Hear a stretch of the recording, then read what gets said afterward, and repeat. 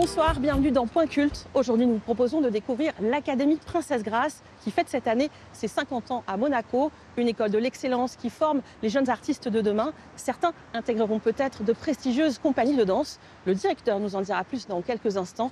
Mais aujourd'hui, c'est jour de rentrée, alors nous sommes discrètement glissés dans la salle de cours pour la reprise de l'entraînement.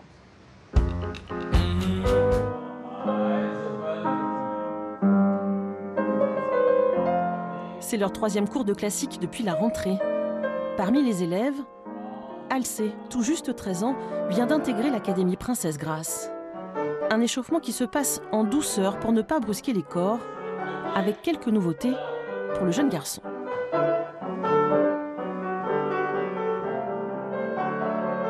Ça se passe très bien, j'apprends beaucoup de choses. Déjà, j'apprends l'anglais, ce qui est tout nouveau pour moi. Après, j'apprends plusieurs techniques et ça, c'est ce qui est bien. Relevé, grand plié, le jeune garçon passé par l'Opéra de Paris connaît déjà les positions classiques. La barre est le passage obligé avant de pouvoir danser au centre de la salle. Des exercices répétés à l'infini jusqu'à obtenir le geste parfait. Rien n'échappe à l'œil du professeur qui corrige son mouvement de bras. 1, 2, et de suite les talons 3, assurez 3, et fini ensemble 4. J'ai commencé à 3 ans et ma mère m'avait dit qu'elle me voyait tout le temps danser, mais je ne me rendais même pas compte moi-même que je dansais tout le temps. Et en fait, un jour, elle m'a mis dans un cours de danse et je me suis dit, ici, c'est ce que je veux. J'avais de temps en temps un peu pas envie, j'étais un peu mitigée, mais ma mère, elle me poussait jusqu'au bout pour y aller, et voilà. Il danse 3 à 5 heures par jour et réside sur place, à l'internat. C'est obligatoire. Il partage une chambre avec 2 autres élèves. Les cours se passent par correspondance et les conversations en anglais.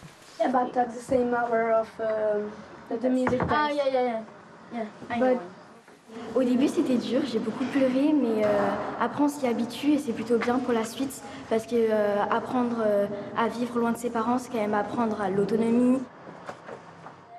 Si les nouveaux découvrent l'Académie Princesse Grace et leur emploi du temps, pour Chloé, cette rentrée est une formalité. Elle a intégré l'école il y a 4 ans, sans trop y croire. J'étais juste venue faire un stage d'été et j'avais presque pas trop d'espoir. J'y venais juste pour profiter, etc. Et je pense que le fait d'y être allée sans stress, etc., ça m'a permis d'être détendue et de pouvoir vraiment montrer ce que je pouvais faire ici.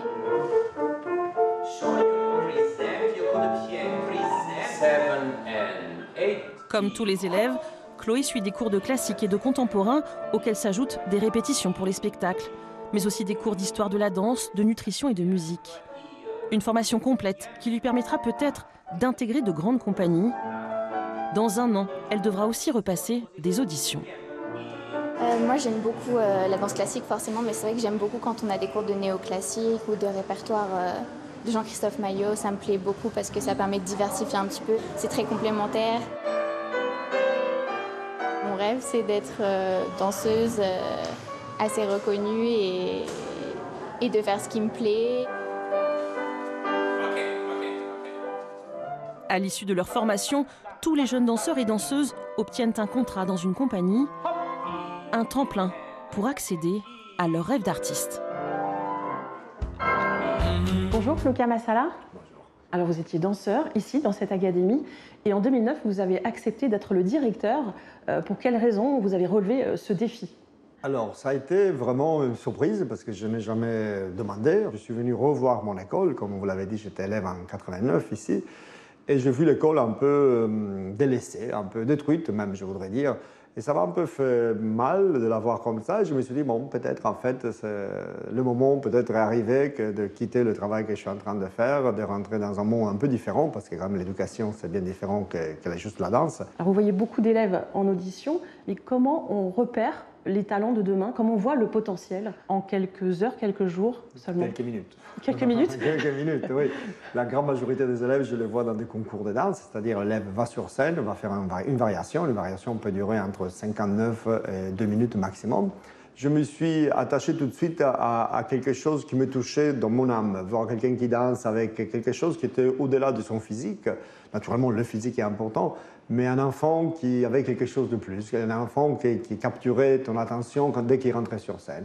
Et ensuite, vous avez cette immense responsabilité d'orienter vers la bonne compagnie et avec des chorégraphes qui ont des styles très très différents. C'est ça la difficulté? Exactement. C'est la difficulté, naturellement, quand ils arrivent à leur dernière année, c'est déjà de comprendre qu'est-ce qu'eux ils veulent faire. C'est important qu'on leur laisse une liberté de choix, naturellement. C'est un peu plus facile parce que maintenant j'ai les directeurs qui m'appellent pour me demander. On parle beaucoup malheureusement des tailles. Il y a 1m80 pour les garçons, 1m65 pour les filles qui est très demandé. L'accompagnement reste toujours compliqué parce que des fois il faut aller un petit peu montrer la réalité à un élève qui n'est pas prêt de l'accepter. Mais on arrive chaque année vraiment à les aider à rentrer dans des endroits où ils peuvent s'épanouir assez facilement. Et entre un élève qui arrive avec certaines capacités et un autre qui aurait les mêmes, qu'est-ce qui fait, après 4 ou 5 ans dans cette académie, la différence?